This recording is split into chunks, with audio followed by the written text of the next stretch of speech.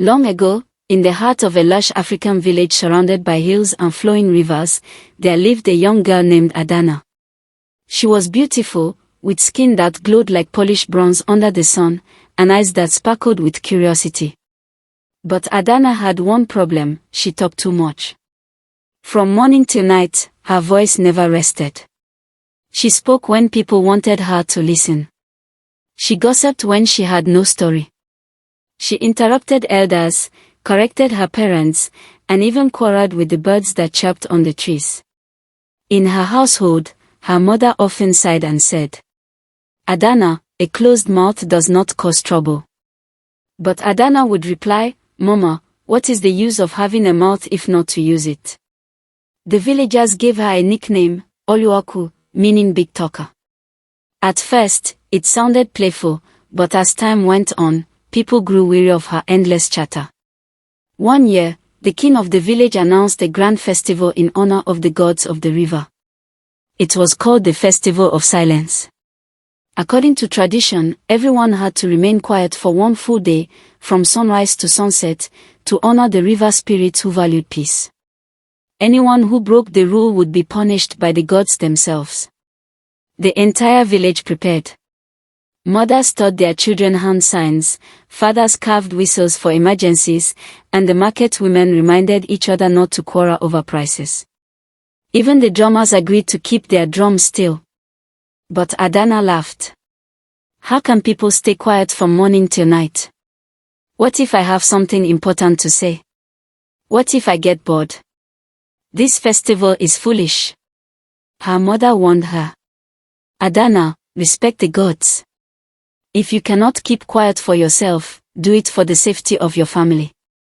Adanna rolled her eyes but agreed, at least with her lips, though not with her heart. The day of the festival arrived. The sun rose, golden and calm, and the village fell into a peaceful hush. Even the roosters seemed to crow softer than usual.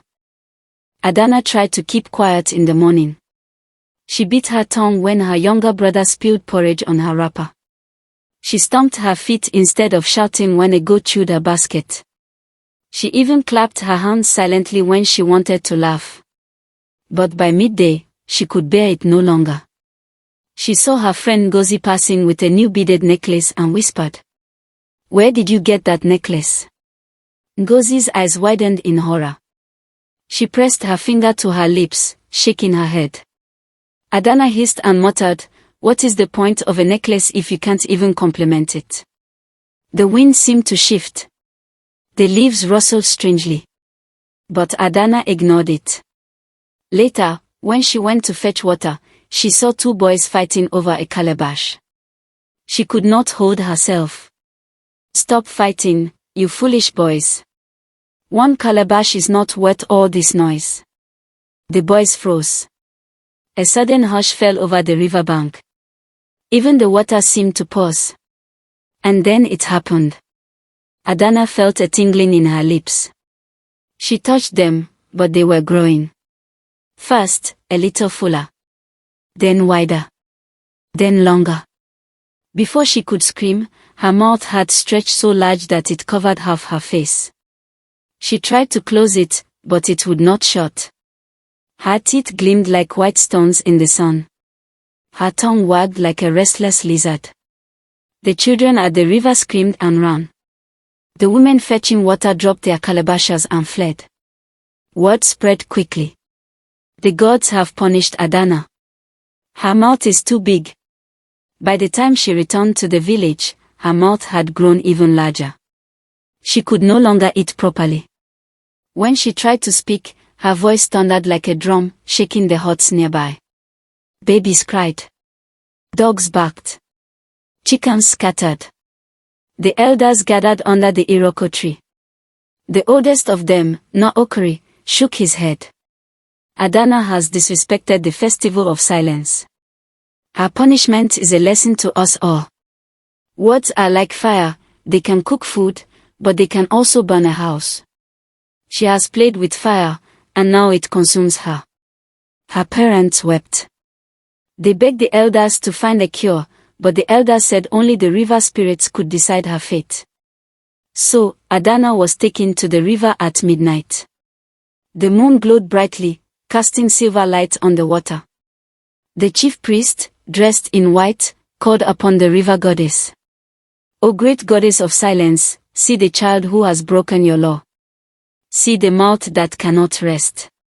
If mercy still flows in your waters, guide us. The river rippled, and from its depths rose a beautiful woman with skin like shining water and hair flowing like waves. Her voice was soft but carried power. Adanna, the goddess said, you have used your mouth recklessly. You have mocked silence, disturbed peace, and ignored wisdom. For this, your mouth will remain large until you learn the value of silence. Adanna fell to her knees, crying. Please, mother of the river. I did not know my words had such weight. Teach me, and I will change. The goddess looked into her eyes. Words are seeds. Plant them carelessly, and weeds will grow. Plant them wisely, and you will harvest peace. If you can remain silent for 7 days, not a single word, your mouth will return to normal. But if you fail, it will grow until it swallows you. The villagers gasped. Adanna trembled, but she accepted. The next 7 days were the hardest of her life. On the first day, her little brother teased her with funny faces. She wanted to laugh and shout, but she covered her mouth. On the second day, her friends whispered secrets, hoping she would break. She ignored them. On the third day, the market women mocked her, saying, "Where is our noisy parrot?" Still, she kept quiet. By the fifth day, her silence became strength. She listened more. She noticed things she had never paid attention to, the chirping of crickets, the wisdom in her mother's sighs, the kindness in her father's quiet prayers. By the seventh day, Adanna's heart had changed. She realized words were powerful gifts, not toys. That night, the river goddess appeared again. You have learned, Adanna. Rise. As Adanna stood, her mouth shrunk back to its normal size. The villagers cheered, her parents wept with joy, and Adanna bowed her head in gratitude. From that day, Adanna was no longer called Oluoku. She became known as Edinkem, meaning precious daughter. She still spoke, but her words were now gentle, wise, and timely. And so, the story spread from village to village. Do not speak without thought, for the mouth can build, but it can also destroy.